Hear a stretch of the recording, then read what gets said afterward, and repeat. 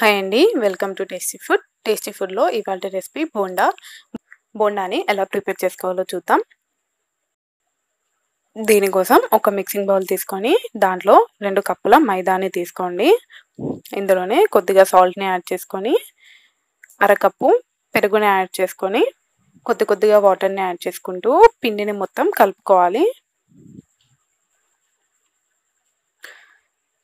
ఈ విధంగా పిండిని కలుపుకొని పెట్టుకోండి. బాగా పల్చగా కాకుండా, బాగా గట్టిగా కాకుండా ఈ విధంగా బ్యాటర్ని కలుపుకొని పెట్టుకోవాలి.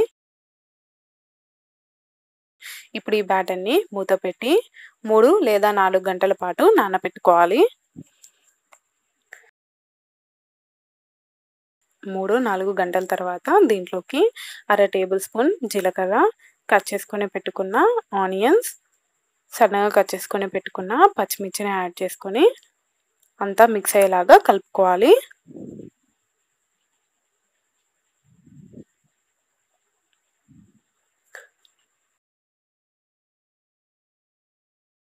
ఇలా మొత్తం మిక్స్ అయ్యేలాగా కలుపుకున్న తర్వాత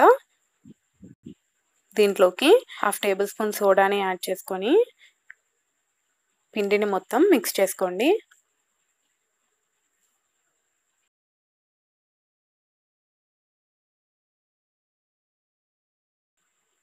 ఇప్పుడు స్టవ్ మీద ఒక కడాయి పెట్టుకొని దాంట్లో డీప్ ఫ్రైకి సరిపడినంత ఆయిల్ని వేసుకొని హీట్ చేసుకోవాలి. ఆయిల్ హీట్ అయిన తర్వాత మంటని మీడియం ఫ్లేమ్లో పెట్టుకొని కొంచెంగా పిండిని తీసుకొని ఇలా పిండిని ఆయిల్లో వేసుకోవాలి. కొంచెం పిండిని తీసుకొని ఇలా ముద్దలాగా ఒకటే దగ్గర డ్రాప్ చేయండి. బోండా షేప్ వచ్చేస్తుంది. ఇప్పుడు మీడియం ఫ్లేమ్ మీదనే ఇవి గోల్డెన్ బ్రౌన్ కలర్ వచ్చేంత వరకు ఫ్రై చేసుకోవాలి. ఇలా గరిటతో టర్న్ చేస్తూ ఫ్రై చేసుకోండి. ఇలా గోల్డెన్ కలర్ వచ్చిన తర్వాత వీటిని తీసుకొని టిష్యూ ఉన్న ప్లేట్లోకి ట్రాన్స్ఫర్ చేసుకోండి. ఎక్సెస్ ఆయిల్ ఏమన్నా ఉంటే అబ్జర్వ్ చేసుకుంటుంది. ఇదే విధంగా మిగిలిన పిండితో కూడా బోండాలని వేసుకోండి. మీడియం టు హై ఫ్లేమ్ మధ్యలో అడ్జస్ట్ చేసుకుంటూ బోండాలని ఫ్రై చేసుకోండి. నూనె వేడి లేకుండా ఉన్నట్టయితే బోండాలు ఆయిల్ని ఎక్కువగా పీల్చేసుకుంటాయి. అందుకే నూనె వేడైన తర్వాతనే ఈ బోండాలని ఆయిల్లో వేసుకోవాలి. అంతేనండి, మైసూర్ బోండాలు రెడీ అయిపోయాయి. మీరు కూడా ఈ విధంగా పిండిని కలుపుకొని బోండాలు చేసుకోండి. సూపర్గా ఉంటాయి.